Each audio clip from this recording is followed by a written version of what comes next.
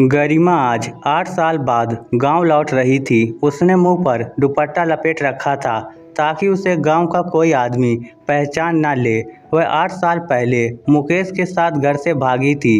उसके बाद उसने दोबारा गांव का रुख नहीं किया था, न ही गांव की कोई खबर ली थी। एक मुकेश को पाने के लिए उसने अपना सब कुछ दांव पर लगा दिया था। मम्मी पापा, भाई बहन सब पीछे छूट गए थे। खून के रिश्ते बेगाने हो गए थे। जो लोग उसके एक आंसू को देखकर पूरे जमाने से लड़ पड़ते थे, उन सब के लिए वह मर चुकी थी।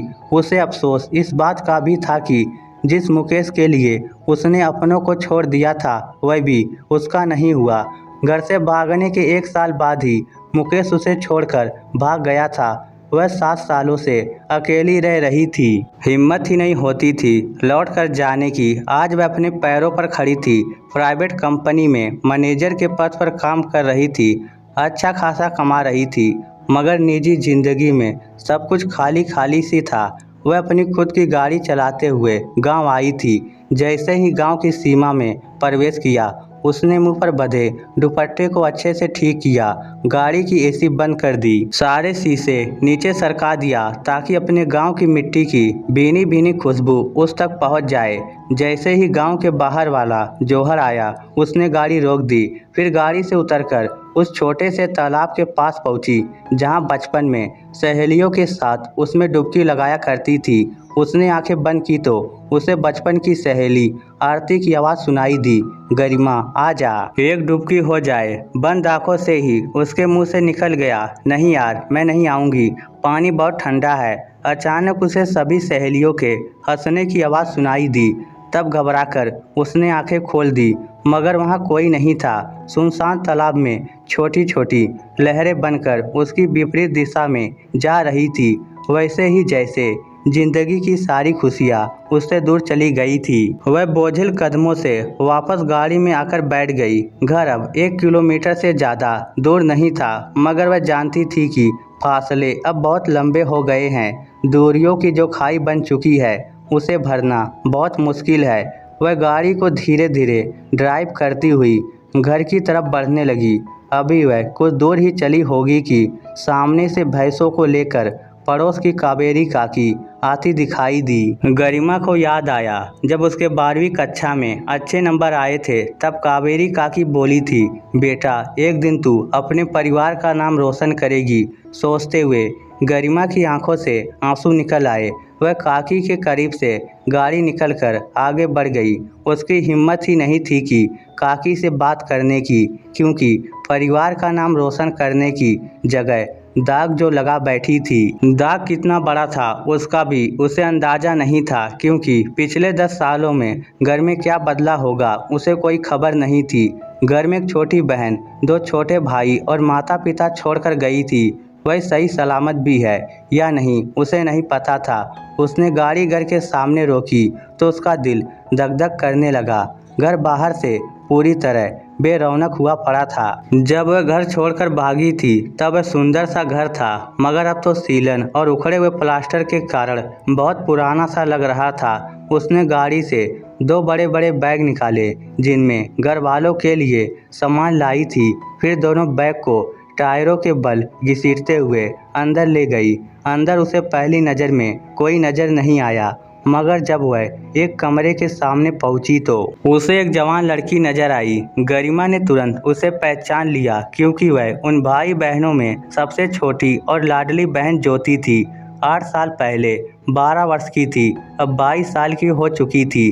ज्योति ने जब अचानक से गरिमा को देखा तो देखती रह गई, जैसे पहचानने की कोशिश कर रही हो। फिर अचानक वह दौड़ते हुए उसके पास आई और बोली, दीदी। गरिमा ने अपनी दोनों बाहें फैला दी, जैसे कह रही हो कि आजा छोटी, मेरे सीने से लग जा, बहुत दिन हो गए किसी अपने के गले लगे हुए। मगर ज्योति घबराकर रुक गई। गरिमा बोली, क्या हुआ छोटी, आ जाना, मैं तुम्हारी दीदी हूँ, आ जा। ज्योति बोली, तुम तो मर चुकी हो ना दीदी, फिर तुम जिंदा कैसे लौट आई। गरिमा तड़प कर बोली, ऐसा मत बोल बहन। ज्योति बोली, बड़े भैया सबको यही बताते हैं कि एक बड़ी बहन थी जो अब इस दुनिया में नहीं है। गरिमा रो पड़ी, बोली, मैं जिंदा हूँ मेरी बहन, आना गले लग जा, बड़ी तलब लगी है सीने में, तुम लोगों के प्यार की बहुत भूखी हूँ, आना। ज्योति पीछे सरकते हुए बोली, आप हमारी खुशियाँ खा गई दीदी, फिर भी आपका पेट नहीं भरा क्या? आपके जाने के 4 दिन बाद ही पापा को दिल का दौरा आ गया, वह चल बसे, फिर माँ पागल हो गई, 3 महीने बाद ही वह भी दुनिया छोड़ गई।